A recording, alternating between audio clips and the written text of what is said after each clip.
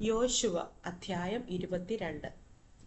അക്കാലത്ത് യോശുവ രൂബേന്യരെയും ഗാദ്യരെയും മനശ്ശെയുടെ പാതിഗോത്രത്തെയും വിളിച്ചു അവരോട് പറഞ്ഞത്, യഹോവയുടെ ദാസനായ മോശെ നിങ്ങളോട് കൽപ്പിച്ചതൊക്കെയും നിങ്ങൾ പ്രമാണിക്കുകയും ഞാൻ നിങ്ങളോട് കൽപ്പിച്ച സകലത്തിലും എൻ്റെ വാക്ക് അനുസരിക്കുകയും ചെയ്തിരിക്കുന്നു. നിങ്ങൾ ഈ കാലമൊക്കെയും നിങ്ങളുടെ സഹോദരന്മാരെ ഇന്ന് വരെ വിട്ടുപിരിയാതെ നിങ്ങളുടെ ദൈവമായ യഹോവയുടെ കൽപ്പന പ്രമാണിച്ച് നടന്നിരിക്കുന്നു. ഇപ്പോൾ നിങ്ങളുടെ ദൈവമായ യഹോവ നിങ്ങളുടെ സഹോദരന്മാർക്ക് താൻ വാഗ്ദത്തം ചെയ്തതുപോലെ സ്വസ്ഥത നൽകിയിരിക്കുന്നു. ആകയാൽ നിങ്ങൾ ഇപ്പോൾ നിങ്ങളുടെ വീടുകളിലേക്കും യഹോവയുടെ ദാസനായ മോശെ യോർദാൻ അക്കരെ നിങ്ങൾക്ക് തന്നിട്ടുള്ള നിങ്ങളുടെ അവകാശ ദേശത്തേക്കും മടങ്ങിപ്പോയിക്കൊള്ളുവിൻ.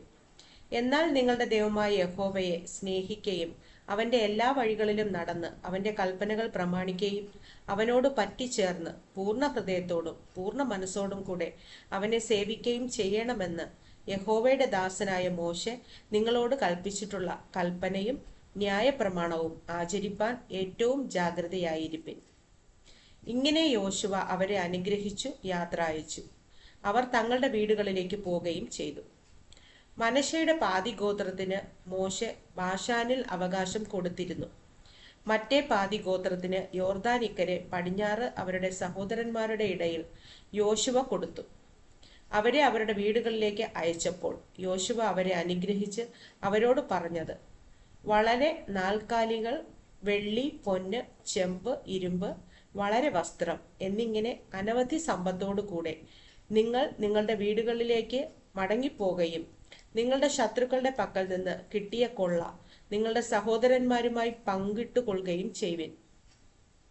അങ്ങനെ രൂബേന്യരും ഗാദ്യരും മനശ്ശെയുടെ പാതിഗോത്രവും മോശെ മുഖാന്തരം യഹോവ കൽപ്പിച്ചതുപോലെ അവർ കൈവശമാക്കിയിരുന്ന അവകാശ ദേശമായ ഗിലെയാദ് ദേശത്തേക്ക് മടങ്ങിപ്പോകേണ്ടതിന് കനാൻ ദേശത്തിലെ ഷീലോവിൽ നിന്ന് ഇസ്രായേൽ മക്കളെ വിട്ട് പുറപ്പെട്ടു. അവർ കനാൻ ദേശത്തിലെ യോർദാനിയ പ്രദേശങ്ങളിൽ എത്തിയപ്പോൾ രൂബേന്യരും ഗാദ്യരും മനശ്ശെയുടെ പാതിഗോത്രവും യോർദാന് സമീപത്ത് ഒരു യാഗപീഠം, കാഴ്ചയ്ക്ക് വലുതായിരിക്കുന്ന ഒരു യാഗപീഠം പണിതു.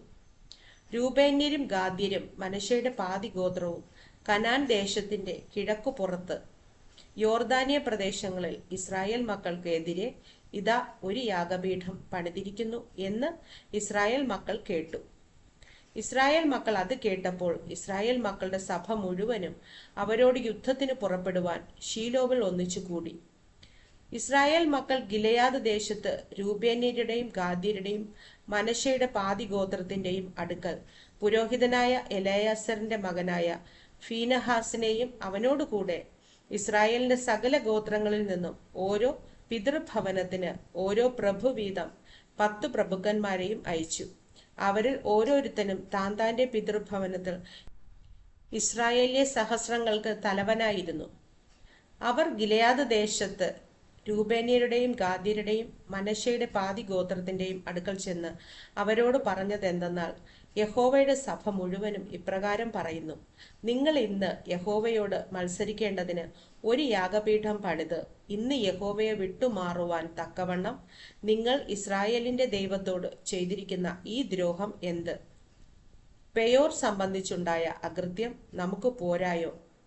അത് നിമിത്തം യഹോവയുടെ സഭയ്ക്ക് ബാധ ഉണ്ടായിട്ടും നാം ഇന്നുവരെ അത് നീക്കി നമ്മെ തന്നെ ശുദ്ധീകരിച്ച് തീർന്നിട്ടില്ലല്ലോ.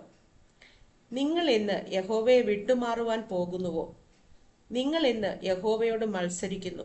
നാളെ അവൻ ഇസ്രായേലിന്റെ സർവ്വസഭയോടും കോപിപ്പാൻ സംഗതിയാകും. നിങ്ങളുടെ അവകാശ ദേശം അശുദ്ധം എന്ന് വരികിൽ യഹോവയുടെ തിരുനിവാസം ഇരിക്കുന്നതായ യഹോവയുടെ അവകാശ ദേശത്തേക്ക് കടന്നു വന്നു ഞങ്ങളുടെ ഇടയിൽ അവകാശം വാങ്ങുവിൻ. എന്നാൽ നമ്മുടെ ദൈവമായ യഹോവയുടെ യാഗപീഠം ഒഴികെ ഒരു യാഗപീഠം പണിത് യഹോവയോട് മത്സരിക്കരുത്, ഞങ്ങളോടും മത്സരിക്കരുത്. സേരഹിന്റെ മകനായ ആഹാൻ ശപഥാർപ്പിത വസ്തു സംബന്ധിച്ച് ഒരു കുറ്റം ചെയ്യുകയാൽ കോപം ഇസ്രായേലിന്റെ സർവ്വസഭയുടെയും മേൽ വീണില്ലയോ? അവൻ മാത്രമല്ലല്ലോ അവന്റെ അകൃത്യത്താൽ നശിച്ചത്. അതിന് രൂബേന്യരും ഗാദ്യരും മനശ്ശെയുടെ പാതിഗോത്രവും ഇസ്രായേലിയ സഹസ്രങ്ങളുടെ തലവന്മാരോട് ഉത്തരം പറഞ്ഞത്, സർവവല്ലഭനാകുന്ന ദൈവമായ യഹോവ സർവവല്ലഭനാകുന്ന ദൈവമായ യഹോവ തന്നെ അറിയുന്നു. ഇസ്രായേലും അറിയട്ടെ. ഞങ്ങൾ യഹോവയോടുള്ള മത്സരത്താലോ ദ്രോഹത്താലോ അങ്ങനെയെങ്കിൽ ഇന്ന് തന്നെ നിന്റെ രക്ഷ ഞങ്ങൾക്കില്ലാതെ പോകട്ടെ. യഹോവയെ വിട്ടുമാറേണ്ടതിന് ഞങ്ങൾ ഒരു യാഗപീഠം പണിതു എങ്കിൽ, അല്ല അതിന്മേൽ ഹോമയാഗവും ഭോജനയാഗവും അർപ്പിപ്പാനോ സമാധാനയാഗങ്ങൾ കഴിപ്പാനോ ആകുന്നു എങ്കിൽ യഹോവ തന്നെ ചോദിച്ചു കൊള്ളട്ടെ. നാളെ നിങ്ങളുടെ മക്കൾ ഞങ്ങളുടെ മക്കളോട്, ഇസ്രായേലിന്റെ ദൈവമായ യഹോവയുമായി നിങ്ങൾക്ക് എന്ത് കാര്യമുള്ളൂ?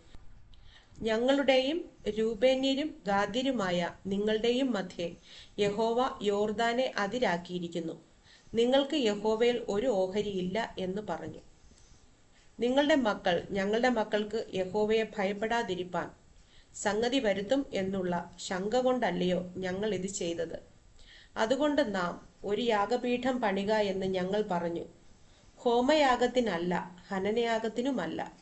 ഞങ്ങൾ യഹോവയുടെ സന്നിധാനത്തിൽ ഞങ്ങളുടെ ഹോമയാഗങ്ങളാലും ഹനനയാഗങ്ങളാലും സമാധാനയാഗങ്ങളാലും അവന്റെ ശുശ്രൂഷ അനുഷ്ഠിക്കുകയും നിങ്ങളുടെ മക്കൾ നാളെ ഞങ്ങളുടെ മക്കളോട് നിങ്ങൾക്ക് യഹോവയിൽ ഒരു ഓഹരിയില്ല എന്ന് പറയാതിരിക്കുകയും ചെയ്യേണ്ടതിനും ഞങ്ങൾക്കും നിങ്ങൾക്കും നമ്മുടെ ശേഷം നമ്മുടെ സന്തതികൾക്കും മധ്യേ ഒരു സാക്ഷിയായിരിക്കേണ്ടതിനുമത്രേ. അതുകൊണ്ട് ഞങ്ങൾ പറഞ്ഞത്, നാളെ അവർ നമ്മോടോ നമ്മുടെ സന്തതികളോടോ അങ്ങനെ പറയുമ്പോൾ ഹോമയാഗത്തിനല്ല ഹനനയാഗത്തിനുമല്ല ഞങ്ങൾക്കും നിങ്ങൾക്കും മധ്യേ സാക്ഷിയായിരിക്കേണ്ടതിന് തന്നെ ഞങ്ങളുടെ പിതാക്കന്മാർ ഉണ്ടാക്കിയിട്ടുള്ള യഹോവയുടെ യാഗപീഠത്തിന്റെ പ്രതിരൂപം കാൺമിൻ എന്ന് മറുപടി പറവാൻ ഇടയാകും. ഞങ്ങൾ നമ്മുടെ ദൈവമായ യഹോവയുടെ തിരുനിവാസത്തിന്റെ മുമ്പാകെയുള്ള അവന്റെ യാഗപീഠം ഒഴികെ ഹോമയാഗത്തിനോ ഭോജനയാഗത്തിനോ ഹനനയാഗത്തിനോ വേറൊരു യാഗപീഠം ഉണ്ടാക്കിയിട്ട് യഹോവയോട് മത്സരിക്കുകയും ഇന്ന് യഹോവയെ വിട്ടുമാറുകയും ചെയ്യുവാൻ ഞങ്ങൾക്ക് സംഗതി വരരുതേ.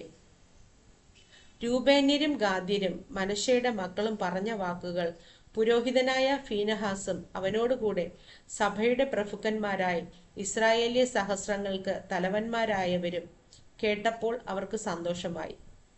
പുരോഹിതനായ എലായാസറിന്റെ മകൻ ഫീനഹാസ് രൂബേന്റെ മക്കളോടും ഗാദിന്റെ മക്കളോടും മനശ്ശെയുടെ മക്കളോടും, നിങ്ങൾ യഹോവയോട് ഈ അകൃത്യം ചെയ്തിട്ടില്ലായ്ക കൊണ്ട് യഹോവ നമ്മുടെ മധ്യേ ഉണ്ട് എന്ന് ഞങ്ങൾ ഇന്ന് അറിഞ്ഞിരിക്കുന്നു. അങ്ങനെ നിങ്ങൾ ഇസ്രായേൽ മക്കളെ യഹോവയുടെ കയ്യിൽ നിന്ന് രക്ഷിച്ചിരിക്കുന്നു എന്ന് പറഞ്ഞു. പിന്നെ പുരോഹിതനായ എലായാസറിന്റെ മകൻ ഫീനഹാസും പ്രഭുക്കന്മാരും രൂബേന്യരെയും ഗാദ്യരെയും വിട്ട് ഗിലെയാദ് ദേശത്ത് നിന്ന് കനാൻ ദേശത്തേക്ക് ഇസ്രായേൽ മക്കളുടെ അടുക്കൽ മടങ്ങിച്ചെന്ന് അവരോട് വസ്തുത അറിയിച്ചു. ഇസ്രായേൽ മക്കൾക്ക് ആ കാര്യം സന്തോഷമായി. അവർ ദൈവത്തെ സ്തുതിച്ചു. രൂബേന്യരും ഗാദ്യരും പാർത്ത ദേശം നശിപ്പിക്കേണ്ടതിന് അവരോട് യുദ്ധത്തിന് പുറപ്പെടുന്നതിനെക്കുറിച്ച് പിന്നെ മിണ്ടിയതേയില്ല.